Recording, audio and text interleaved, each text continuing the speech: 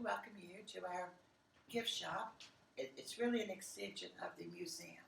And before I show you what we have in the gift shop, I'd like to point out one thing we have up here is the Gillespie rifle. And the Gillespie rifles were made locally. The family had two forges where they made the iron, forged out the rifle itself.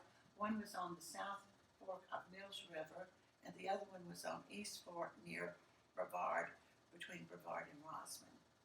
Okay, the Gillespie rifle, there's few of them in existence today, and they are rather rare. They were a long barrel rifle. Two brothers with brothers-in-laws operated the forge in Mills River. And the rifle we have here was made at the Mills River Forge.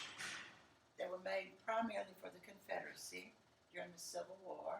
And the strange thing is the two brothers and their brothers-in-laws joined the Union Army in 1862, excuse me.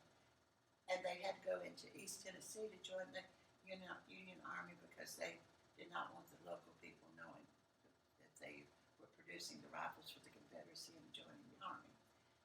Two of the brothers did not come back from the Army, and the story goes that they were killed by Gillespie rifles. But the truth is, one of them died of typhoid fever, and the other one died of wounds that he had received in one of the earlier battles. Okay, now for the top things we have in the museum. We have a large collection of books. Most of our books are either on local topics or by local authors. And I can point out a few. Nicholas War, he lives out on Little River Road. He writes war books. Gerald Garin lives in the Fletcher area of Henderson County. He also writes on war, primarily the Civil War. One of the most delightful authors we have is Mary Joyce. She writes on local happenings. One of her books is the Cherokee Little People. And there is a myth in the Cherokee with the Indians that little people once inhabited the forest over there, and she delves into that story. Another one is that she produced was the underground military bases that are supposed to be located. One up on the World's Edge, out near toward Eddyville. But her books are very delightful to read, and they bring some interesting history to the county. Other books we have all the travel books of Lake Lure, Saluda, Flat Rock. The one on Henderson County was written by Terry Ruskin, who is a local author. Terry has also produced the glimpses, the hidden history of Henderson County, glimpses of Henderson County. His latest book was the transportation in western North Carolina during the early days. We have Louise Bailey's books, Draw Up a Chair, the history of Henderson County. We have Robert Morgan's books, Gap Creek. We have that. That was his book that Oaktree Winters chose for her book club, and probably made Robert Morgan a national well-known author. His latest book, Chasing the North Star, we also have that one.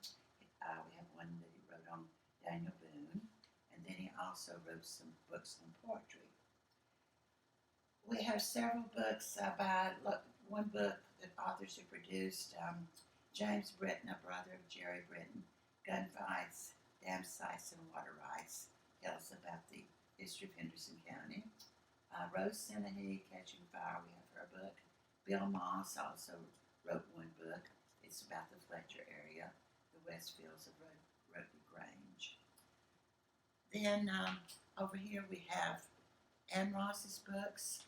She's going to do a book signing for us as soon as we can open back up. And then Phoebe Blackwell, who was a member of our board, we have all of her children's books. Other things we have in the museum, gift shop, the Christmas ornaments, we do one a year. This year we're not doing one because we've been closed since March. Don't know when we're going to reopen. And so we decided to not do a Christmas ornament this year, but do one again next year. We have two of the courthouse, one of the courthouse itself, one of the courthouse dome. There's a Christmas ornament of the Wolf's Angel in the cemetery, Oak Hill Cemetery down here. We have a ornament of Hendersonville High School, featuring the old Stillwell building that is being preserved as they refurbish the high school. We have the step mill ornament, a grist mill out in the Dana section. And then the last ornament we have is the ornament of the depot with a train coming out from behind it. We have a collection of Brown's pottery. Brown is a 9th generation potter. And we have bacon cookers, egg separators, vases of different sizes, mugs of different sizes.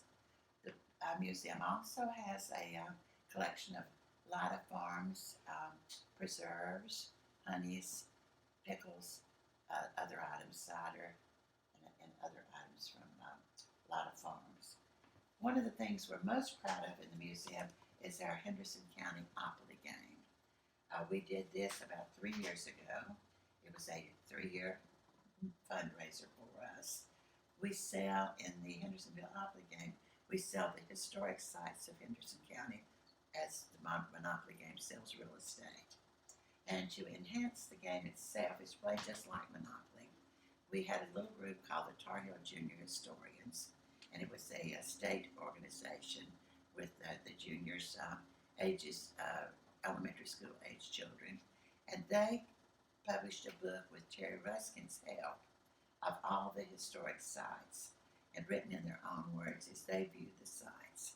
So it's an interesting little book. It comes right along with the Opoly game. There's a few other items in here.